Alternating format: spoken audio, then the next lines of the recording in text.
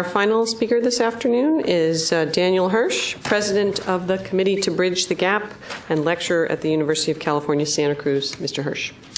Chairman McFarland, members of the Commission, thanks very much for the invitation to be here today. I am a lecturer on nuclear policy at UC Santa Cruz and President of the Committee to Bridge the Gap, but the views here are my own today.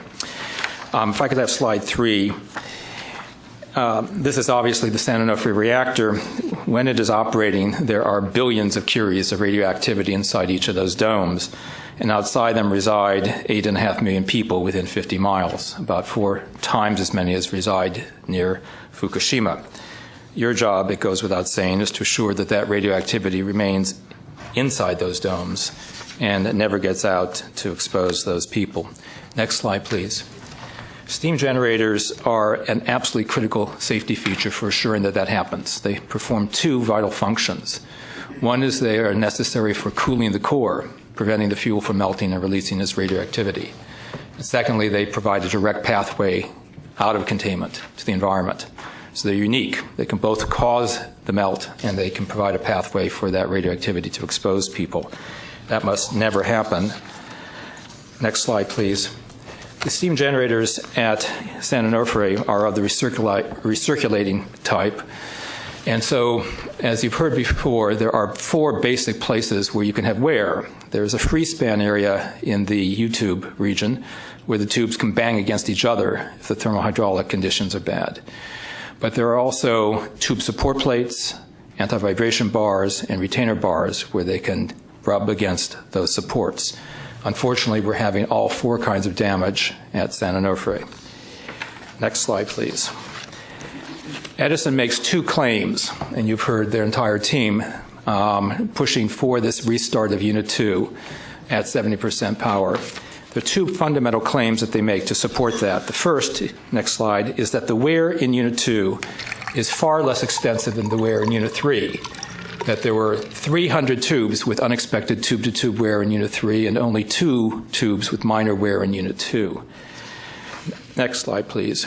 For months, however, Edison and NRC staff refused to release the actual data about the degree of damage within Units 2 and 3. It took Senator Boxer's intervention for these data to be revealed, and you'll see very quickly why when you look at these tables. Yes, there were only 2 tubes showing tube-to-tube wear in Unit 2. But there were thousands of indications of wear at the anti-vibration bars and the tube support plates.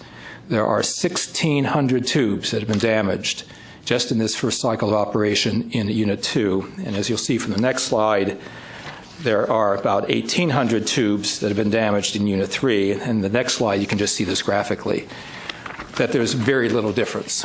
The number of tubes damaged between Unit 2 and Unit 3 are very similar. Unit 3 has a slightly higher fever, but both of these are very sick reactors. They both need to be in intensive care. Next slide. So when those data were released, Edison made a second claim that the nature of the support structure wear is not unusual in new steam generators and is part of the equipment settling in. So I asked NRC staff if they have any data about this. They said they've heard the same claim, said it was based on anecdotal information, that they had no data. So my students and I went and assembled the data that, frankly, the NRC staff should have, and the results are quite extraordinary. Next slide. You will see, and in the slides to follow, that rather than being a normal amount of wear, it is very much beyond the norm. Orders of magnitude beyond the norm. Next slide. You will see, for example, here that the number of indications of wear for the steam generator tubes, the median is 4 nationally. And for Unit 2, the one that's supposedly better and good to go, they have over 4,700 indications of wear, 1,000 times more. Next slide. The number of damaged steam generator tubes in Unit 2, again, the good one to go, supposedly, is about 1,600. The median nationally is 4. And lastly, the next slide, you'll see one more slide. Yeah, that's it, I'm sorry. That there are 510 tubes that have been plugged in Unit 2 when the median nationally is 0.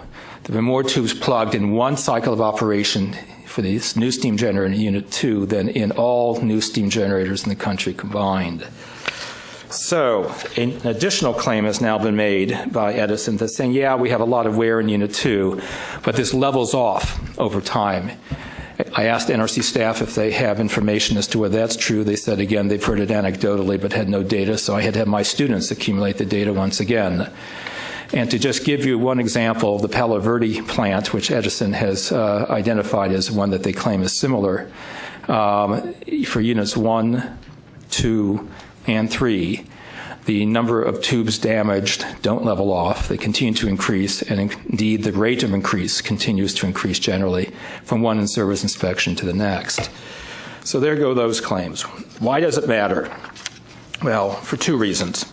San Onofre in just 1 or 2 years has experienced more damage than steam generators normally experience in decades. And in 1 to 2 years, they have chewed through nearly half of their 8% plugging limit. And they have thousands of indications of wear on tubes that have not been plugged, that if this wear continues, they'll have to plug as well.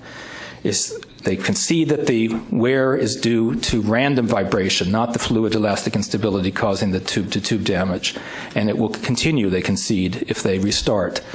So you have steam generators that cannot run for very long, even if there's no breakage, no disaster, no release. But gross failure is clearly possible.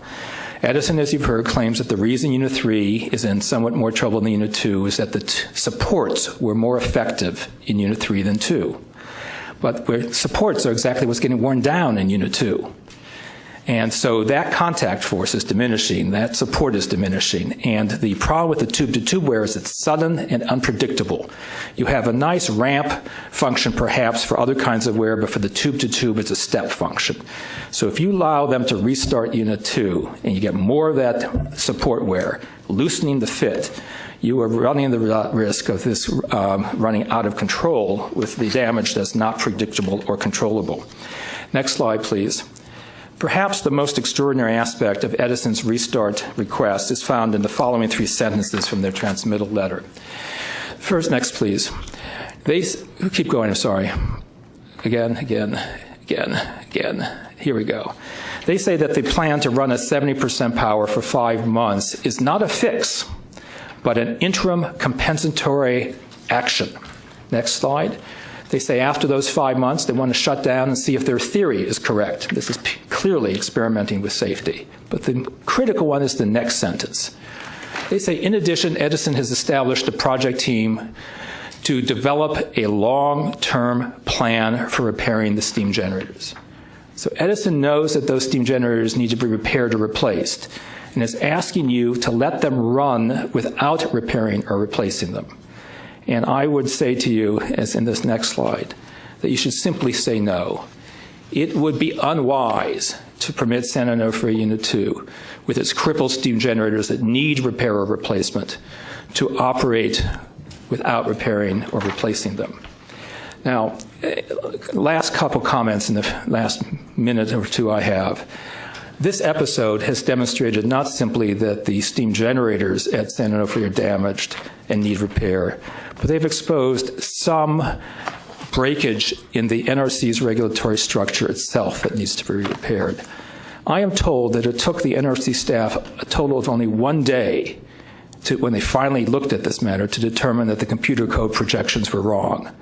1 day of review, $1 billion of expense, and a steam generator that had 8 tubes that would have burst that wouldn't have been safe. 1 day of review that was bypassed. And Edison is now asking you to do the same thing. They want you to rely on the computer models. They're now relying on the Ethos model, which also failed to predict the problem. The same people that designed the steam generators that failed, that operated them and approved them, the 2 other companies that have okayed this, the consultant, all telling you, yeah, maybe it wasn't done right, but trust us, we can do it again.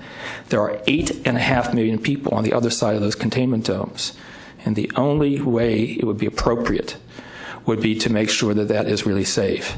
If you had a car that had brakes that were failing, you would not get away with saying, I'll just keep it off the freeway and drive at 50 miles an hour. You'd have to get the brakes repaired. With a car, you can only kill a few people.